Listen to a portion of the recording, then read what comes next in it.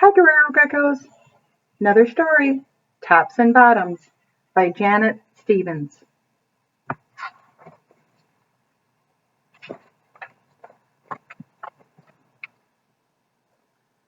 Once upon a time, there lived a very lazy bear who had lots of money and lots of land.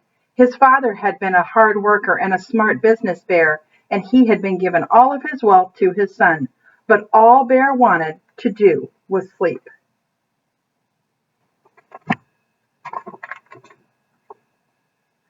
Not far down the road lived a hare. Although Hare was clever, he sometimes got into trouble. He once never owned land, too, but now he had nothing. He had lost a risky bet with a tortoise and all of his land to the bear to pay off his debt. Hare and his family were in very bad shape.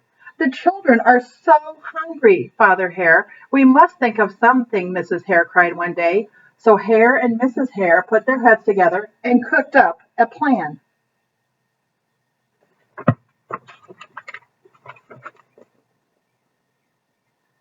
The next day, Hare hopped down the road to Bear's house. Bear, of course, was asleep. Hello, Bear. Wake up. It's your neighbor Hare, and I have an idea. Bear opened one eye and grunted. We can be business partners, Hare said. All we need is this field right here in front of your house. I'll do the hard work of planting and harvesting, and we can split the profit right down the middle. Yes, sir, Bear. We're in this together. I'll work and you sleep. Huh? Said Bear. So what will it be, Bear? Asked Hare. The top half or the bottom half? It's up to you. Tops or bottoms? Oh, let's see. Bear said with a yawn. I'll take the top half, Hare. Right? Top. Hare smiled. It's done. It's a done deal, Bear. So Bear went back to sleep, and Hare and his family went to work. Hare planted, Mrs. Hare watered, and everyone weeded.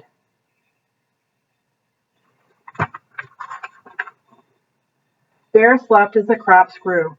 When it was time for harvest, Hare called, Wake up, Bear. You get the tops and I get the bottoms.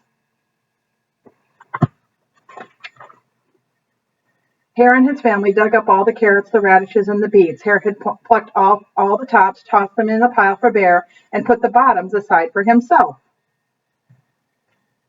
He's getting all the goodies. Bear stared at his pile. But Hare, all the best parts are in your half. You chose the tops, Bear, Hare said. Now, Hare, you've tricked me. You plant this field again, and this season I want the bottoms. Hare agreed. It's a done deal, Bear. So Bear went back to sleep, and Hare and his family went to work. They planted, watered, and weeded. When it was time, Bear slept as the crops grew. When it was time for the harvest, Hare called, Wake up, Bear. You get the bottoms and I get the tops. Hare and his family gathered up all the lettuce, the broccoli, and the celery. Hare pulled off the bottoms for Bear and put the tops in his own pile. Tricked him again, didn't he? Bear looked at his pile and scowled. Hare, you have cheated me again. But Bear, Hare said, you wanted the bottoms this time. Bear growled. You plant this field again, Hare. You've tricked me twice, and you owe me one season of both tops and bottoms. You're right, poor old Bear, sighed Hare. It's only fair that you get both tops and bottoms this time. It's a done deal, Bear. Think he's going to trick him again? So Bear went back to sleep, and Hare and his family went to work. They planted, watered, and weeded, and then watered and weeded some more. Bear slept as the crops grew. When it was time for the harvest, Hare called, Wake up, Bear. It's time that you get the tops and the bottoms.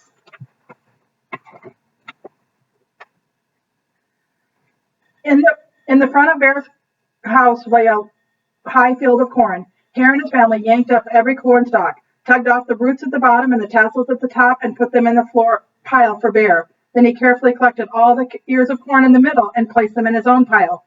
Bear rubbed his eyes and watched. See, Bear, you get the tops and the bottoms. I get the middles. Yes, sir, Bear, it's a done deal. Tricked again. By now, Bear was wide awake. That's it, Hare, he hollered. From now on, I'll plant my own crops and take the tops, bottoms, and the middles. Hare and his family scooped up the corn and hopped along the road toward their home. Bear never again slept through a season of planting and harvesting. Hare bought back his land from the profit from his crops that he and Mrs. Hare opened a vegetable stand. And although Hare and Bear learned to live happily as neighbors, they never became business partners again. The end.